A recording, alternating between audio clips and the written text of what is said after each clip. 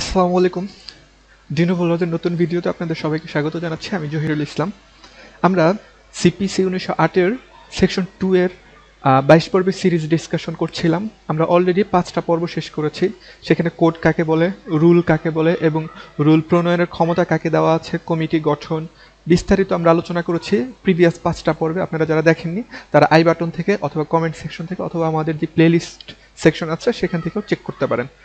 তো আমাদের এই সেকশন 2 এর 22 পর্বের যে সিরিজ ডিসকাশন তার আজকে হচ্ছে 6 নম্বর পর্ব।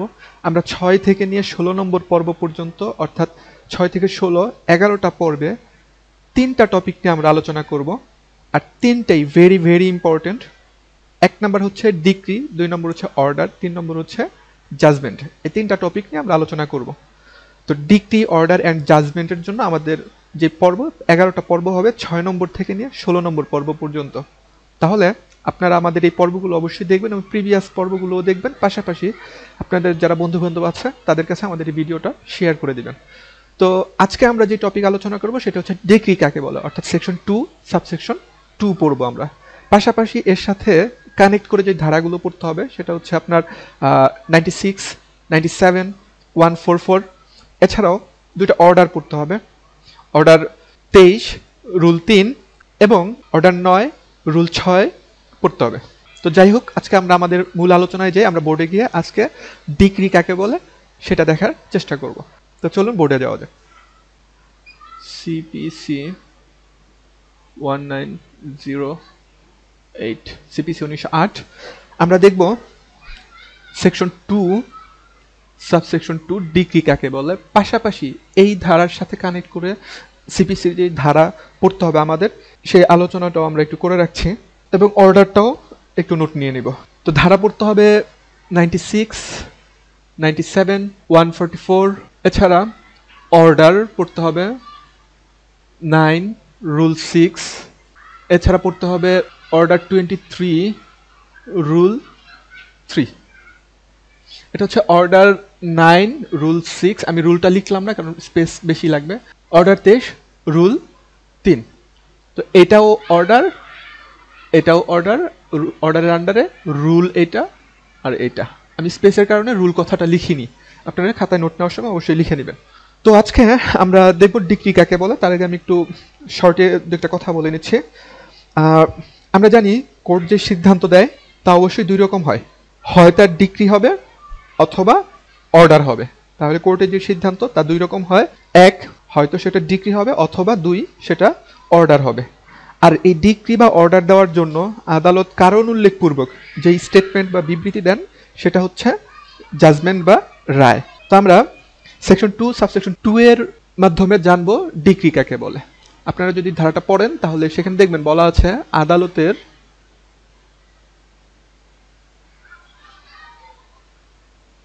আনুষ্ঠানিক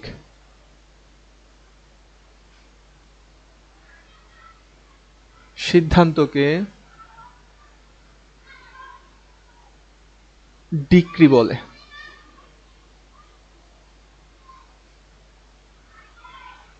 আদালতের আনুষ্ঠানিক সিদ্ধান্তকে ডিক্রি বলে বা ফর্মাল এক্সপ্রেশন।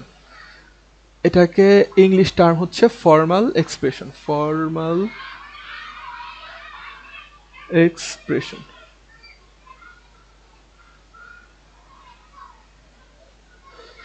তাহলে ফর্মাল এক্সপ্রেশন বা আনুষ্ঠানিক সিদ্ধান্তকে কি বলা হয়? ডিক্রি বলা হয়।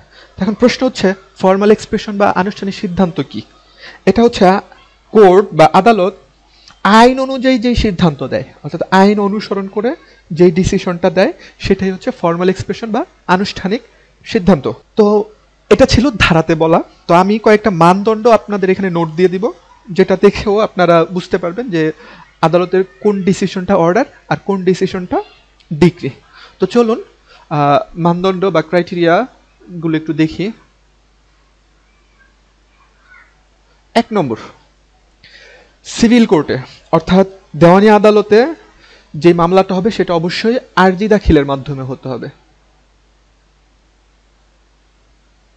আরজি দাখিলের মাধ্যমে হতে হবে। তাহলে আরজি দাখিলের মাধ্যমে যেই মামলাটা বা স্যুটটা স্টার্ট হবে, সেই স্যুটের শেষে আদালত যেই ডিসিশন দিবে, সিদ্ধান্ত দিবে, সেই সিদ্ধান্তটাকে আমরা ডিক্রি হিসেবে ধরে নিব। ডিক্রি, সেটাকে ডিক্রি বলবে, ঠিক আছে। 2 নম্বর, সিভিল কোর্ট আরজি দাখিলের মাধ্যমে যে মামলাটা শুরু হলে, মামলাটা পাওয়ার পরে সিভিল কোর্ট তার অ্যাডজুডিকেশন করবে বা বিচার করবে। বিচার করবে কে? Civil court. অর্থাৎ দেওয়ানি আদালত আরজি দাখিলের মাধ্যমে যখন মামলাটা সাবমিট করা হবে তখন তার বিচার করবে সিভিল কোর্ট। 3 নম্বরে আরো একটা ব্যাপার একটু মাথায় রাখবেন, তাহলে বুঝতে সুবিধা হবে। এই যে বিচারটা করলো সিভিল কোর্ট, সিভিল কোর্ট বিচার করার শেষে কি দিবে? আনুষ্ঠানিক সিদ্ধান্ত দিবে। আনুষ্ঠানিক সিদ্ধান্ত দিবেন। তার মানে মন গড়া কোনো সিদ্ধান্ত কোর্ট দিবে না। কি ধরনের সিদ্ধান্ত দিবে? আনুষ্ঠানিক বা ফর্মাল এক্সপ্রেশন দিবে। আর আমরা একটু আগে দিয়ে নিচ্ছি ফর্মাল বা আনুষ্ঠানিক সিদ্ধান্ত কি, সেটা হচ্ছে আইন অনুযায়ী আদালত যেই ডিসিশনটা দেয়। তো 4 নম্বরে আপনারা যেটা দেখবেন সেটা হচ্ছে এই আনুষ্ঠানিক সিদ্ধান্তের মাধ্যমে কোর্ট পক্ষদের অধিকার চূড়ান্তভাবে নির্ধারণ করবে। রাইট, ঠিক আছে, বা অধিকার চূড়ান্তভাবে নির্ধারণ করবে।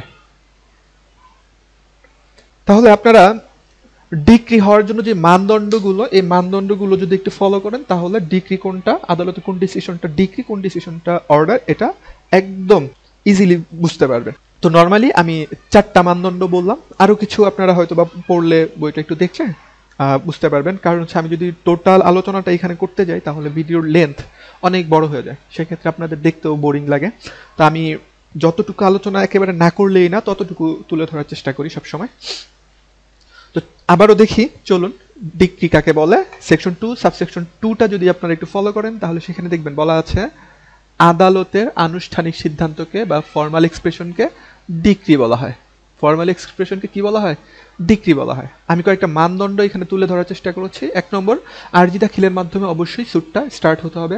দেন যে স্যুটটা সাবমিট করা হলো সেটার বিচার করবে কে? সিভিল কোর্ট, বা অ্যাডজুডিকেশন করবে হচ্ছে সিভিল কোর্ট। 3 নম্বর আমি বললাম আনুষ্ঠানিক সিদ্ধান্ত দিবেন কোর্ট। আর আনুষ্ঠানিক সিদ্ধান্ত কোনটা? যেই সিদ্ধান্তটা আদালত আইন অনুযায়ী দেন। 4 নম্বর, এই যে সিদ্ধান্তটা আদালত দিল সেটা পক্ষদের অধিকার চূড়ান্তভাবে নির্ধারণ করবে। অর্থাৎ এই সিদ্ধান্তের মাধ্যমে আদালত পক্ষদের যে রাইটটা থাকে, অধিকারটা থাকে, সেটা চূড়ান্তভাবে নির্ধারণ করবেন। তো এই ছিল আমাদের ডিক্রির আলোচনা। এর পরের পর্বের যে ভিডিওটা, সেখানে আমরা দেখব ডিক্রির প্রকারভেদ। আসলে সেকশন 2 সাবসেকশন 2তে বৃহৎ আলোচনা আছে, অনেক আলোচনা আছে। এটা আপনারা মানে খণ্ড খণ্ড করে পড়লে দেখবেন যে মোটামুটি অনেক কিছু ইনফরমেশন এখানে দেওয়া আছে। আমি তো সব ভিডিও তো আসলে তুলে আনতে পারবো না ভিডিওর লেন্থের কারণে, তাও যতটুকু আপনাদের দরকার হবে বা আমাদের না জানলেই নয় ততটুকু আমি আলোচনায় রাখার চেষ্টা করব। তো আপনারা আমাদের আলোচনাটা দেখলেন ডিক্রি কাকে বলে। আমরা ডিক্রি কাকে বলে এটা সেকশন 2 সাবসেকশন 2তে দেখলাম। পাশাপাশি সেকশন 2 সাবসেকশন 2 এর সাথে যে ধারাগুলো পড়তে হবে সেই ধারাগুলো আমি উপরে নোট নিয়েছি। ওই ধারাগুলো আমি পরবর্তী ভিডিওগুলোতে স্টেপ বাই স্টেপ আলোচনায় নিয়ে আসবো। যেমন সেকশন 96, 97, 144, এছাড়া আমি অর্ডার 9, রুল 6, তারপর অর্ডার 23, রুল 3 এর কথা বলেছি। এই সবগুলো আলোচনা আমি স্টেপ বাই স্টেপ পরের ভিডিওগুলোতে নিয়ে আসবো।